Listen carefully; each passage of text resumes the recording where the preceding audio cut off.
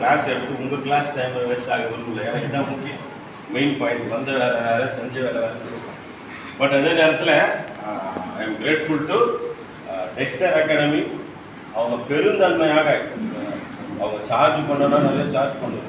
But பெருந்தன்மையோடு Don Bosco academy அதோடு இணைந்து Don Bosco அன்பில்லத்தோடு சேர்ந்து சில பணிகளை மேற்கொண்டிருக்கோம். இது மாதிரி ஒரு 5 சென்டர், அது இல்லாத ஒரு சில மாணவர்களுக்கும் உதவி செய்து கொண்டிருக்கிறாங்க. அவங்க சேர்ந்து நம்மோடு. அதனால் அவங்களுக்கு நம்ம நன்றியை தெரிவிக்கிறோம். ஒரே ஒரு மோட்டிவேஷனுக்காக சொல்கிறது, கொஞ்சம் ஒரு பொது கேள்வி. விளையாட்டுத்துறையில் தனிநபர் கொடுக்கப்படுகிற விருது பெயர் என்ன? டிஎன்பி கொஸ்டின் இல்லை, இது ஜெனரல் கொஸ்டின். அர்ஜுனா அவார்டு கொடுக்குறாங்களா? ரைட். சிறந்த பயிற்சியாளருக்கு கொடுக்கப்படுகிற அவார்டு பேர் துரோணாச்சாரிய அவார்டு. இது ரெண்டும் எங்க வருதுனாங்க? மகாபாரதத்தில் வரும். வில்வித்தையில் சிறந்தவன் யார்? அர்ஜுனன். பாண்டவர்கள் கௌரவர்கள் இவரு கோச்சிங் கொடுத்தது யார்? துரோணாச்சாரியர். நான் தமிழ் மரபுகளை பற்றி அதிகம் கொஞ்சம் வாசிக்கக்கூடியது. அதனால தான் சுஷ்மிதா மேடத்துக்கு நான் ரசிக்கிறேன். அவங்க தாட்ஸ் எல்லாம் இருக்குது, பழமொழிகள் பற்றிலாம் நிறைய பேசுவாங்க. அதெல்லாம் கேளுங்க, ரொம்ப யூஸ்ஃபுல். நம்முடைய பகுத்தறிவை வளர்த்துக் கொள்ளக்கூடிய விஷயங்கள் தான். இது ஏன் சொல்றேன்னா, அவர் என்ன பண்றாரு? துரோணாச்சாரியர் கோச்சிங் கொடுக்குறாரு. 2 டீமுக்கு அவர் தான் கோச்சிங்.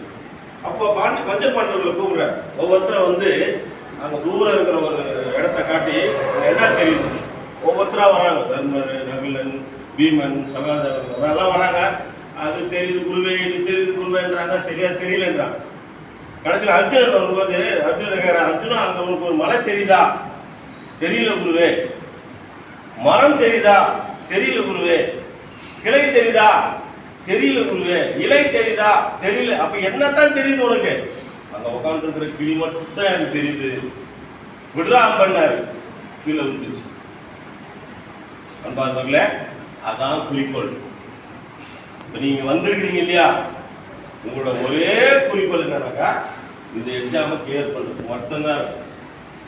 10ஓடு 1 இதையும் பார்த்துக்கலாம், ஒரு டைம் பாஸ் செஞ்சுக்கலாம் அப்படின்னு நம்ம அப்ரோச் பண்ணும்பொழுது நம்மளுடைய வெற்றி வாய்ப்பு குறைகிறது. அந்த வெற்றியை பிரகாசப்படுத்தணும்னா மற்ற எல்லாம் உங்களுக்கு மங்களா தெரியும்.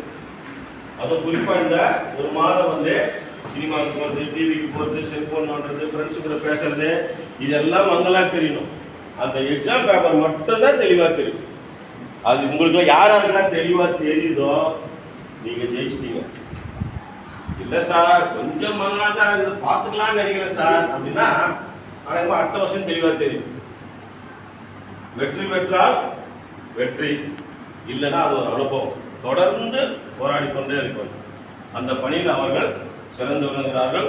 அன்பில் பார்த்தீங்கன்னா டிசர்விங் சில்ட்ரன் சொல்றோம் இல்லையா, யாருமே அவங்க அக்கறை காட்ட மாட்டாங்க. அந்த குழந்தைகளுக்கு அக்கறை காட்டுகிறாங்க.